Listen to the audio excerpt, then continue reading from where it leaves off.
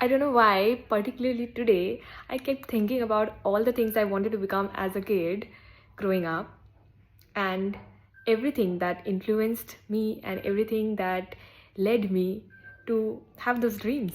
So, going all the way back to primary school, I wanted to become an air hostess.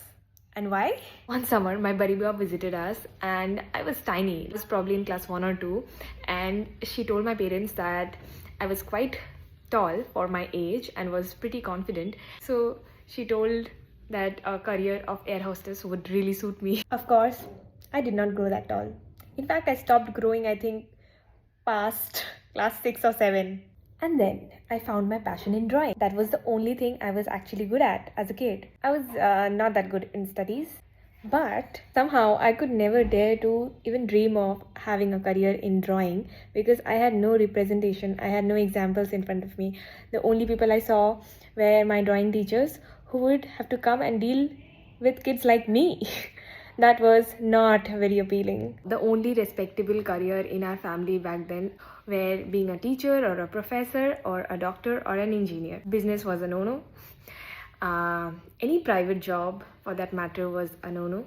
So moving forward to secondary school, I now wanted to become an architect. I used to get very fascinated by different building designs and interiors. On the way to my school and back, I used to stare outside the school bus window and admire pretty buildings, pretty homes, government offices. And I used to think how somebody actually came up with that design and those color choices. And then when I was in class 8. So our school used to provide us with weekly Telegraph newspapers in order to inculcate reading habits and strengthen vocabulary. I mean, I should have actually focused on reading, but instead I found NIFT, National Institute of Fashion Technology. And by the time I already had a knack for fashion, I never had the courage to admit it because surprisingly I had no idea that there was any formal education that existed to become a fashion designer. Watching Barbie movies, I thought it was like a passion that you would have to start practicing and eventually make money out of it, like a business.